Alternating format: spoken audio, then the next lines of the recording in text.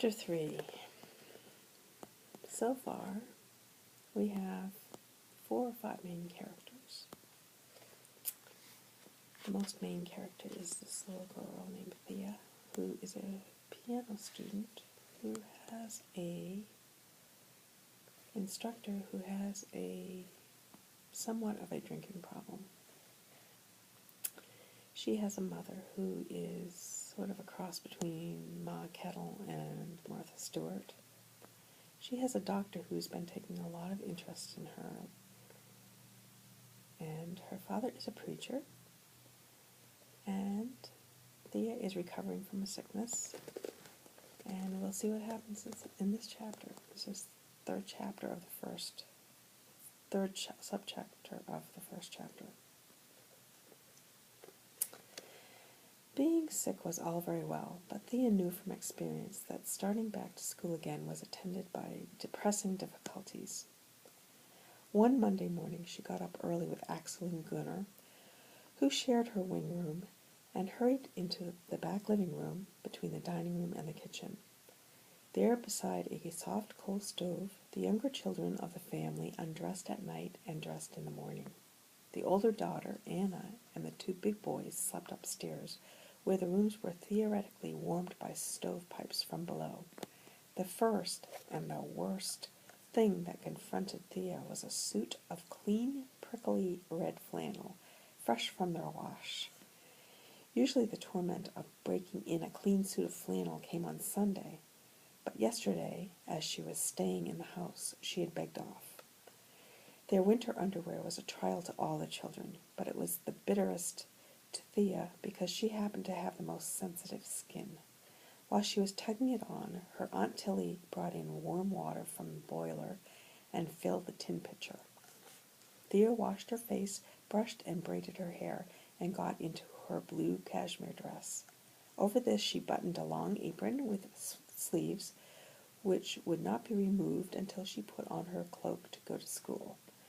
Gunnar and Axel, on the soapbox behind the stove, had their usual quarrel about which should wear the tightest stockings, but they exchanged reproaches in low tones, for they were wholesomely afraid of Mrs. Kronborg's rawhide whip. She did not chastise her children often, but she did it thoroughly. Only a somewhat stern system of discipline would have kept any degree of order and quiet in that overcrowded house. Mrs. Kronborg's children were all trained to dress themselves at the earliest possible age, to make their own beds, the boys as well as the girls, to take care of their clothes, to eat what was given them, and to keep out of the way. Mrs. Kronborg would have made a good chess player. She had a head for moves and positions. Anna, the elder daughter, was her mother's lieutenant. All the children knew that they must obey Anna, who was an obstinate contender for proprieties, and not always fair-minded. To see the young Kronborgs headed for Sunday school was like watching a military drill. Mrs. Kronborg let her children's minds alone. She did not pry into their thoughts or nag them. She respected them as individuals, and outside of the house they had a good deal of liberty, but their communal life was definitely ordered. In the winter, the children breakfasted in the kitchen. Gus and Charlie and Anna first, while the younger children were dressing. Gus was 19 and was a clerk in a dry goods store. Charlie, 18 months younger, worked in a feed store. They left the house by the kitchen door at 7 o'clock, and then Anna helped her Aunt Tillie get the breakfast for the younger ones. Without the help of this sister-in-law, Tillie Kronborg, Mrs. Kronborg's life would have been a hard one. Mrs. Kronborg often reminded Anna that, quote-unquote, no hired help would have ever taken the same interest. Mr. Kronborg came of a poorer stock than his wife, from a lowly, ignorant family that had lived in a poor part of Sweden. His great-grandfather had gone to Norway to work as a farm laborer and had married a Norwegian girl. This strain of Norwegian blood came out somewhere in each generation of the Kronborgs.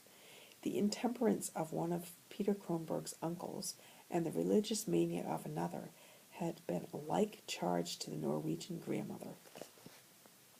Both Peter Kronborg and his sister Tillie were more like the Norwegian root of the family than like the Swedish, and this same Norwegian strain was strong in Thea, though in her it took a slightly different character. Tillie was a queer, addle-pated thing, as flighty as a girl at 35, and overweeningly fond of gay clothes, which taste, as Mrs. Kronberg's tongue was still for scarcely a minute during the day. Mrs. Kronberg philosophically said, did nobody any harm, her taste. Tillie was always cheerful, and her tongue was still for scarcely a minute during the day.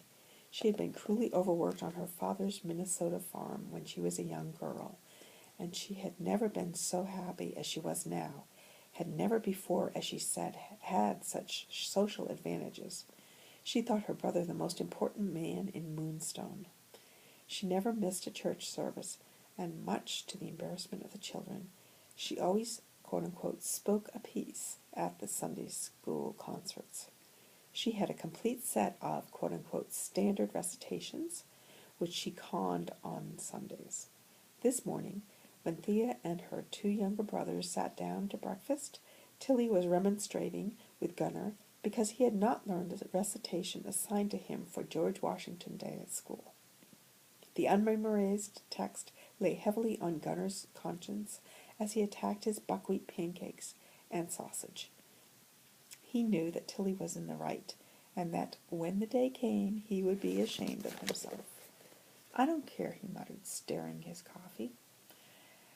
"They oughtn't to make boys speak. It's all right for girls. They like to show off." "No showing off about it. Boys ought to like to speak up for their country. And what was the use of your father buying you a new suit if you're not going to take part in anything?" "That was for Sunday school. I'd rather wear my old one anyway.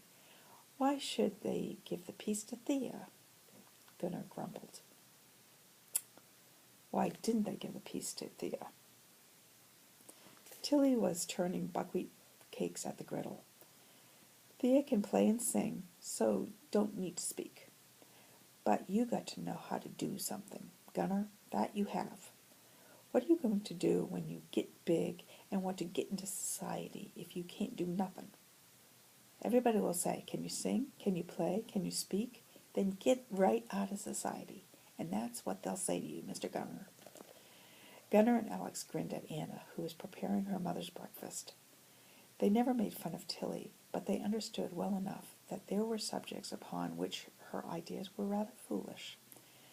When Tillie struck the shallows, Thea was usually prompt in turning this conversation. "Will you and Axel let me have your sled at recess?" she asked. "All the time?" asked Gunnar dubiously. "I'll work your examples for you tonight, if you do." "Oh, all right. There'll be a lot of them. I don't mind. I can work 'em fast. How about yours, Axel?" Axel was a fat little boy of 7 with pretty, lazy blue eyes. "I don't care," he murmured, buttering his last buckwheat cake without ambition. "Too much trouble to copy him down. Jenny Smiley will let me have hers." The boys were to pull Thea to school on their sled, as the snow was deep. The 3 set off together.